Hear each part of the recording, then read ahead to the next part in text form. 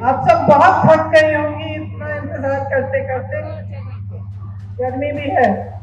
तो सबसे पहले मैं आप सबको धन्यवाद देना चाहती हूँ कि आप यहाँ आई हैं और उसी की जो समस्याएं हैं उनके बारे में मुझे आपने अवगत किया। उसके साथ साथ आप मेरी बातों को भी सुनने के लिए आई हैं। यहाँ महिला कांग्रेस के अध्यक्ष वकील जी, पीसीसी के अध्यक्ष हमारे जो गठबंधन के साथियां हैं, उन सबको मैं धन्यवाद देना चाहती हूँ कि उन्होंने ये प्रोग्राम आयोजित किया और आज यहाँ मौजूद है मंच पे। देखिए, हम सब महिलाएं हैं और महिला होने के नाते हम एक दूसरे को इस तरह से समझ पाते हैं जिस तरह से दूसरे नहीं समझ पाते, आदमी नहीं समझ पाते, क्योंकि हमारा जीवन अलग होता है। चाहे आप गांव में गरीब महिला हो, चाहे आप बड़े शहर में बड़े घर की महिला हो, महिला होने के नाते हमें संघर्ष का सामना करना होता है। किसी ना किसी तरह का संघर्ष हमेशा हमारे सामने आता है। जहां तक आपकी बात है, आप इतना संघर्ष कर रही हैं इतने सालों से, 20 सालों से, जब से ये सरकार आई है, आपको क्या मिला है? मैंने सबकी बातें सुनी। एक महिला नहीं थी, आंगनबाड़ी की महिलाएं थी, उनके प्रतिनिधि ने बोला, आशा बहुओं की प्रतिनिधि ने बोला, जीविका की महिलाओं के प्रतिनिधि ने बोला, स्वयंसेवक समूह की महिलाओं के प्रतिनिधि ने बोला, और सबने एक ही बात कही कि हमें सम्मान ही नहीं मिल रहा है। यही बात की अगर ठोस तरीके से देखा जाए तो जो वेतन मांग रही है, जो कह रही है कि हम दिन रात काम कर रहे हैं, हमें 12 बजे रात को फोन आता है तो हम चले जाते हैं किसी की डिलीवरी कराने। हम इतने छोटे 10 दिन के बच्चे को साथ अपने साथ ले जाकर गए हैं कोविड के समय। तो हमें 24 घंटे मौजूद होना पड़ता है, 24 घंटे तैयार होना पड़ता है काम करने के लिए, लेकिन हमारा सम्मान नहीं है, हमें वेतन ही नहीं मिलता। सब यही कह रहे हैं कि सरकार उनको जो मानदेय दे रही है, कहीं 1500, कहीं 3000, ये कोई मानदेय है?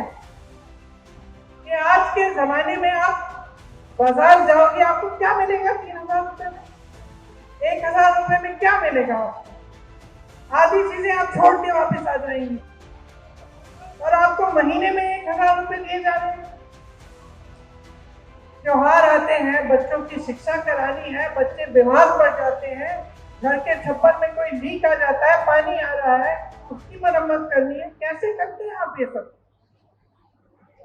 और जब आपको बुलाया जाता है, आपको हाजिर होना पड़ता है। तो चाहे आप किसी पाठशाला में काम कर रहे हैं, चाहे आप मिड डे मील पका रहे हैं, चाहे आप स्वास्थ्य की सुविधाओं में मदद कर रहे हैं, चाहे कुछ भी कर रहे हैं, आपके 8 से 10 घंटे इसी काम में गुजरते हैं। आप घर आती हो तो ये नहीं है कि आराम से लेट सकती हो। आप घर आती हो तो आपको अपने बच्चों को संभालना है, उनकी पढ़ाई की देखरेख करनी है, किसी का स्वास्थ्य ठीक नहीं है उसका देखभाल करना है, पूरे घर को खाना खिलाना है, परिवारजनों को खाना खिलाना है, और जब तक वो सब सोते नहीं है तब तक आप सोती नहीं हो। सच है कि नहीं है? सच है ना? तो ये समाज और ये जो सरकारें हैं, ये आपका सम्मान क्यों नहीं करती? ये मैं पूछना चाहती हूँ। आपने सोचा है कि चुनाव आ रहा है, चुनाव के आज शायद 1-1.5 महीने पहले हम चुनाव आ रहा है तो आपको 10,000 रुपए मिल रहे हैं। तो ऐलान हो गया है कि आपको 10,000 रुपए दिए जाएंगे। 20 सालों से यहां कौन सरकार में रहा? 20 सालों से किसने नीतियां बनाई? 20 सालों से ये 10,000 रुपए आपको क्यों नहीं दिए? अब चुनाव आ रहा है तो उन्हें कह दिया कि 10,000 रुपए आपको मिलेंगे, लेकिन ये नहीं कह रहे कि हर महीने मिलेंगे। ये नहीं कह रहे कि आपका मानदेय 10,000 रुपए हो जाएगा, कि उसको बढ़ाकर हम आपको 10,000 रुपए देंगे। ये सिर्फ ये कह रहे हैं कि अब बड़ी संख्या में हम महिलाओं को 10,000 रुपए दे देंगे। क्यों? ताकि आप अपना वोट उनको दें। सिर्फ एक ही मकसद है, एक ही नियत है। महिला पर क्या बीतती है? महिला जब एक जगह से दूसरी जगह जाती है तो असुरक्षित महसूस करती है अपने आप को। अपराध बढ़ गए महिलाओं पे, 10 गुना बढ़ गए होंगे। ये जो लड़कियां अभी स्टेज पे आई थी, क्या कह रही थी कि मैं जब कॉलेज जाती हूँ दीदी मुझे डर लगता है, मुझे डर लगता है। पढ़ाई के लिए जा रही है, घर से जा रही है, वापस आ रही है, उसको डर लगता है, क्योंकि इस सरकार ने उसको सुरक्षित करने का कोई काम नहीं किया। महिलाओं के बलात्कार हो रहे हैं, अपराध हो रहे हैं महिलाओं पे, ये लोग FIR दर्ज तक नहीं होने देते। जब आप FIR दर्ज करने जाते हैं मना किया जाता है। मैंने बार बार ये देखा है। मैं यूपी में काम करती थी, 5 साल काम किया। मेरे ख्याल से हर हफ्ते, हर 10 दिन ऐसा एक केस आता था जहां महिला पे अपराध हुआ है और उसके लिए कोई मदद नहीं है, कोई खड़ा नहीं हो रहा है उसको मदद करने के लिए, वो खुद खड़ी है। नौजवान महिलाएं 20-25 साल की अपने आप अपना केस लड़ती थी, FIR दर्ज करने के लिए लड़ती थी, उनको भी जला डाला, मार डाला। तो इस समाज को बदलेगा कौन? बदलेगा कौन? जब तक आप अपनी शक्ति को नहीं पहचानेंगे तब तक कुछ नहीं बदलेगा।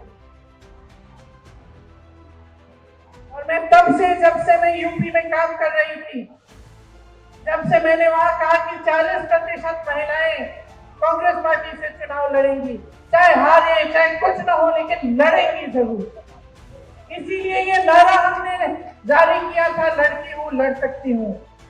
आपको, महिलाओं को ये बताने के लिए कि आपकी एक बहुत बड़ी शक्ति है। आज नीतीश जी, मोदी जी, अमित शाह जी आज इस शक्ति को पहचान रहे हैं। इस शक्ति को पहचान रहे हैं क्योंकि वो जानते हैं कि महिलाओं के समर्थन के बिना वो फिर से सत्ता में नहीं आ सकते। आज उनको अचानक दिख रहा है कि अगर महिला का वोट मिलेगा तभी हमारी सरकार बनेगी। इसीलिए सारी नई नई स्कीमें निकल रही हैं चुनाव से पहले पहले। लेकिन बहनों, हम महिलाएं तेज भी होती हैं, हमें लोगों की नीयत जल्दी समझ में आ जाती है। अगर हम अपनी बेटी के लिए कोई लड़का देखने जा रहे हैं, सबसे पहले हम उसकी नीयत देखते हैं क्या है, समझ जाते हैं कि किसकी नीयत में खोट है। तो जब आपको सिर्फ चुनाव के पहले स्कीम दी जा रही है, सिर्फ चुनाव के पहले पैसे दिए जा रहे हैं, आपको समझना चाहिए कि नीयत में खोट है। लेकिन आपकी जो इतनी बड़ी शक्ति है वो आप खुद नहीं पहचान पा रही हैं। अगर आप एकजुट हो जाएंगी, इस देश की आधी आबादी है, देखते हैं कौन रोक सकता है आपको। देखते हैं किसकी हिम्मत है, किसी भी पार्टी की हिम्मत हो कि आपको 3,000 रुपए का मानदेय दे महीने में। आप एकजुट हो जाइए, खड़े हो जाइए और अपना हक मांगिए, अपना अधिकार मांगिए, अपनी शक्ति को पहचानिए कि मैं महिला हूं, इस देश की आधी आबादी हूं, ये देश मेरे बिना स्वतंत्र भी नहीं हो सकता था। अगर इस देश की महिलाएं उस समय नहीं जागी होती, अगर वे स्वतंत्रता संग्राम में इकट्ठे होकर लड़ती नहीं, तो हम आज स्वतंत्र भी नहीं होते। तो हाँ, समाज और सरकार को पहचानने की जरूरत है कि हमारी शक्ति क्या है, लेकिन हमें खुद पहचानना पड़ेगा कि हमारी शक्ति क्या है। हमें खुद एकजुट होना पड़ेगा, हमें खुद देखना पड़ेगा कि कौन सी पार्टी, कौन सा गठबंधन हमें सम्मान दे रहा है। और सम्मान का मतलब ये नहीं है कि चुनाव के 10 दिन पहले 10,000 रुपए पकड़ा दिए, हमें खरीदने की कोशिश है। ये हमारा सम्मान नहीं है। हमारा सम्मान तब होगा जब आपको मानदेय, हर महीने का मानदेय सही मिलेगा। सम्मान तब होगा जब आपको पैरों पे खड़े होने के लिए पूरी तरह से सरकार आपका समर्थन करेगी। आपका सम्मान तब होगा जब आपकी बेटियां पढ़ने जाएंगी और अपने आप को सुरक्षित समझेंगी। और मैं आपको सीधा सीधा बता देती हूं कि भाजपा की सरकार, नीतीश जी की सरकार आपको कभी इस तरह का सम्मान नहीं देंगे। 20 सालों से इनकी सरकार चल रही है। आप आवाज उठाती हैं तो क्या होता है? यहां मंच पे कहा, आप आवाज उठाती हैं तो आपका मुंह बंद किया जाता है। पुलिस आ जाती है आपको पीटने, आपको गिरफ्तार करने के लिए। क्यों? अपराध कर रही हैं आप। अपराधियों को तो गिरफ्तार नहीं किया जा रहा है, लेकिन आप आवाज उठा रही हैं, आप अपना हक मांग रही हैं। आप कह रही हैं कि मैं 8 से 10 घंटे काम करती हूं, मुझे ये 1,000-1,500 रुपए का मानदेय, ये 3,000 रुपए का मानदेय स्वीकार नहीं है, मुझे सम्मानजनक मानदेय दो। तो आपको पीटा जाता है, आपको पकड़ के थाने ले जाया जाता है। ऐसी सरकार कभी आपका सम्मान नहीं कर पाएगी। हमारे गठबंधन ने तय किया है कि जो जरूरतमंद महिलाएं हैं उनको 2,500 रुपए हर महीने मिलेगा। आपके मानदेय की बात हम सब अच्छी तरह से समझ रहे हैं और आपके मानदेय को बढ़ाने के लिए, आपके सम्मान के लिए हम सब काम करेंगे। आपने यहां मंच पे कई महिलाओं ने अपने बच्चों की स्वास्थ्य की बात की। हमने तय किया है कि जिस तरह से कांग्रेस की सरकार ने राजस्थान में 25 लाख का स्वास्थ्य बीमा जारी किया था, उस तरह से बिहार में हम उसे लागू करेंगे। इसका मतलब है कि 25 लाख रुपए तक कोई भी स्वास्थ्य सुविधा, चाहे वो सर्जरी हो, दवा हो, कुछ भी हो, वो आपको मुफ्त में मिलेगी। ये आपके समर्थन के लिए है, ये इसलिए है ताकि आपको अपने बच्चों के लिए, अपने स्वास्थ्य के लिए, अपने परिजनों के स्वास्थ्य के लिए संघर्ष नहीं करना पड़े। हमने ये तय किया है कि हम भूमिहीन परिवारों को 3 से 5 डिसमिल जमीन दिलवाएंगे। और सुन लीजिए, इस जमीन का मालिकाना हक महिलाओं को दिया जाएगा ताकि जमीन आपके नाम हो, जमीन आपकी हो। ये आपकी शक्ति है जिसे हम पहचान रहे हैं, ये आपका सम्मान है जिसे हम समझ रहे हैं। तो मैं वैसे आपकी बातों को सुनने आई थी, भाषण देने नहीं आई थी। मैं चाह रही थी कि एक संवाद हो, कि मैं भी समझूं, क्योंकि मैं उत्तर प्रदेश की महिलाओं की समस्याओं को जानती हूँ, केरल की महिलाओं की समस्याओं को जानती हूँ, अन्य जगहों में जहाँ जाती हूँ मैं समझती हूँ। मैं समझना चाहती हूँ कि कितना संघर्ष है आपके जीवन में। और जो मैंने सुना उससे स्पष्ट हो गया है कि आपके जीवन में इतना संघर्ष है। आप पूरे समाज का बोझ उठा रही हैं, आप समाज का बोझ उठा रही हैं, लेकिन समाज और सरकार आपकी तरफ देख ही नहीं रही है।